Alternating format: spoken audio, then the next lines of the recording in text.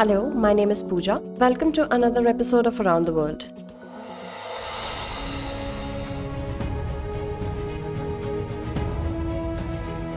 You might have heard the name of Al-Aqsa Mosque, situated in Jerusalem. Al-Aqsa Mosque often leads to frequent violent clashes between the two sides, that is, Israel and Palestine, which lay claim on the same. In recent times, Israel is again in the headlines, not due to any controversy, but due to parliamentary elections held in the country. Actually, Israel was facing a political crisis for the past few years. General elections were held 4 times in less than the past 4 years. Neither party of Israel was able to provide a stable government in the country. The recently held elections was the 5th election in Israel. Benjamin Netanyahu, who had resigned from the post of Prime Minister some time ago, has emerged victorious in these elections. After a major victory in these elections, Netanyahu is ready to occupy Israel's power once again. After the elections, the extreme right-wing party has once again come to power in Israel. Netanyahu, who has won these elections, belongs to the Likud Party, a right-wing party of Israel. On the contrary, the coalition government of the current Prime Minister YairLapid are comparatively lenient on the Palestine issue due to the presence of Arab representatives. Palestine's staunch opponents are believed to have voted for the Likud Party, a nationalist party, in the recently held elections. Netanyahu is known as a leader who has always taken an aggressive stand against Palestine. On the other hand, Netanyahu has been constantly attacking Iran, especially regarding the nuclear deal. Hence, the anti-Iranian camp is likely to be re-strengthened after Netanyahu's return to power. Furthermore, the election results has also brought good news for India. Netanyahu's return is being considered cardinal from India's point of view. When Prime Minister Modi visited Israel in 2017, a good camaraderie was witnessed between him and Netanyahu. After the announcement of election results, Prime Minister Modi congratulated his friend Netanyahu through a tweet.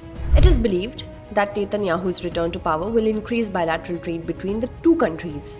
Against this backdrop, several pertinent questions arise. Firstly, what is the meaning of Netanyahu's return to power in Israel? Secondly, what changes will take place in international politics after the change of power in Israel? Thirdly, what will be the impact of Netanyahu's coming to power in India-Israel relations? We will discuss about all these aspects in today's story. Let us first of all know about Israel. Israel is a West Asian country. It is located on the southeast coast of the Mediterranean Sea and the northern coast of the Red Sea.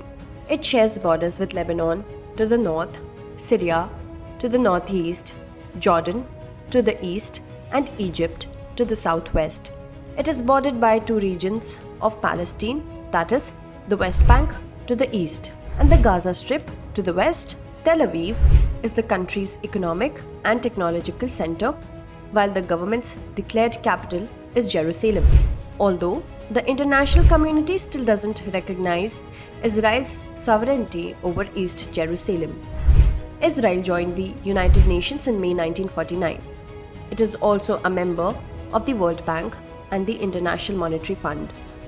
It joined the OECD, that is, Organization for Economic Cooperation and Development, in September 2010. It became the member of the World Trade Organization in 1995. It is a well-known fact that not only Netanyahu but also his party, that is the Likud Party, is traditionally a staunch opponent of Palestine and Palestinians. Therefore, it is being believed that Netanyahu's coming back to power in Israel will create new challenges for the Palestinians, and Israel's conflict with Arab countries might also intensify. The Al-Aqsa Mosque that we mentioned is a disputed area. The Al-Aqsa Mosque is located in East Jerusalem, where Israel's sovereignty has not been recognized. This is the reason that there is a tussle going on between Israel and Palestine regarding this. In 2018, when the then US President Donald Trump called off the nuclear deal with Iran, then Netanyahu openly supported Trump's decision. He also supported the US decision to impose economic sanctions on Iran. Therefore, Arab countries fiercely oppose Netanyahu. It is believed that after Netanyahu's coming back to power, progress in the Abraham Accord will also slow down. However, only 2 Arab countries have signed the Abraham Accord so far, but the return of Netanyahu to power will also reduce the possibility of more countries signing the Abraham Accord.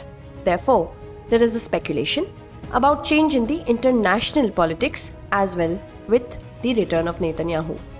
At this juncture, a significant question arises that why Netanyahu's victory in the recently held elections is being described as beneficial for India.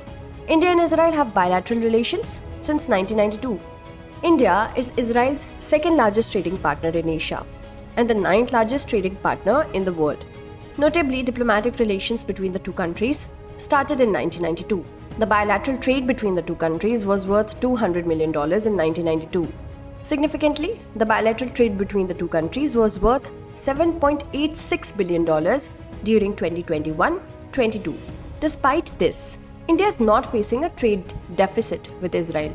Overall, India is passing through a period of trade deficit with most of the countries. In such a scenario, it is believed that after Netanyahu's coming back to power in Israel, both the countries can sign a free trade agreement. India is already negotiating a free trade agreement with Israel. It is believed that Netanyahu's return to power will accelerate the agreement because relations between PM Modi and Netanyahu have been very cordial. Furthermore, Netanyahu's victory will immediately strengthen Israel's relation with India. India is a member of the I2U2 group. The US, Israel, and United Arab Emirates are other members of this organization. Notably, the first meeting of the I2U2 group was held in July 2022. The upcoming targets of this group also include some India-centered projects like a 300 megawatt hybrid renewable energy project costing $330 million in Gujarat and a $2 billion investment plan to develop food parks in different parts of India. Since Prime Minister Modi has a good camaraderie with Netanyahu, India can surely benefit from it. Now let's look at the question based on today's story. From the perspective of India-Israel trade relations, explain why India has high expectations from Benjamin Netanyahu. Thank you so much for watching.